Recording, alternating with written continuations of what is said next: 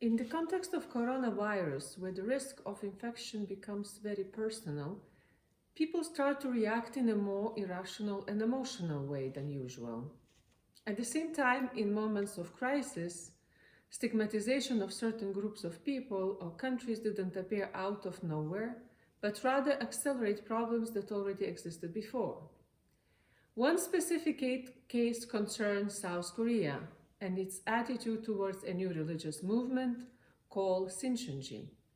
Just before the coronavirus hit the Western Hemisphere, most of us read about how this group had infected many people in South Korea. Even most reputable Western media outlets copied automatically information received from South Korea without suspecting that there is something there which is not entirely accurate and objective. If they would have, perhaps they would have discovered that South Korea, long time before the current crisis exploded, was still practicing a forced conversion of people who belonged to religious groups labeled as cults. They could have discovered that many young women and men belonging to Shincheonji had been kidnapped by their parents, detained, and submitted to pressure and violence to abandon their religion and to be forcibly converted back to the faith of their parents, a radical fundamentalist form of Protestantism. In the West, we are familiar with campaigns branding certain groups as cults. These campaigns, however, today are mostly secular and use secular arguments. The Korean anti-cult movement is different. It originated with Korean Protestant fundamentalism, although its propaganda managed to persuade even Western secular media, which parroted its arguments uncritically. A significant number of foreign missionaries, particularly Presbyterian, who initially spread Protestantism in Korea, identified themselves with fundamentalism.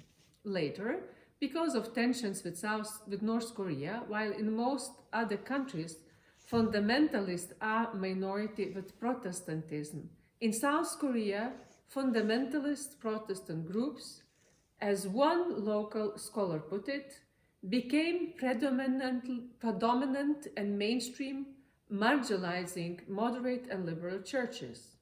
With the help of authoritarian politicians, radical fundamentalists acquired an influence on politics, economy, and the media that in large part they still maintain today.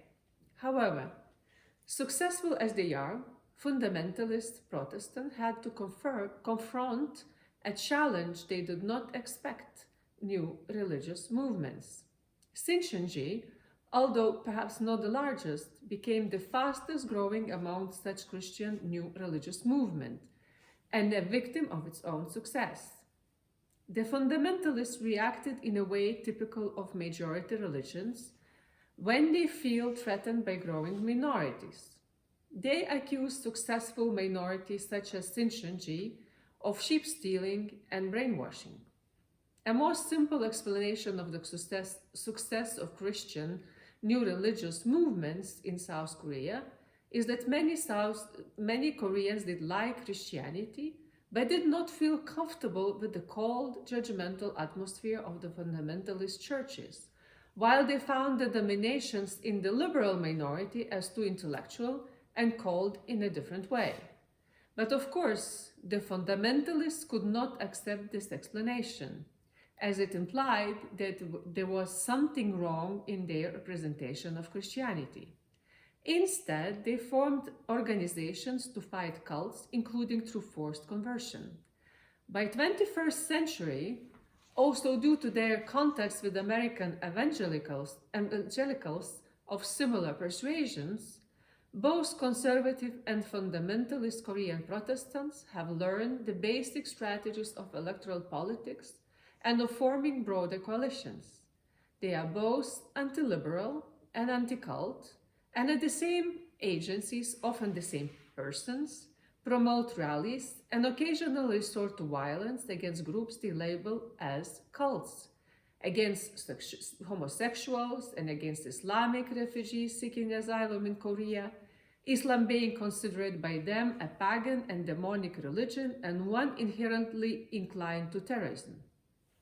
One paradoxical aspect that should be noted is that while fiercely anti-communist, this fundamentalist and conservative Korean milieu praised the Chinese Communist Party, the CCP, for its repression of cults.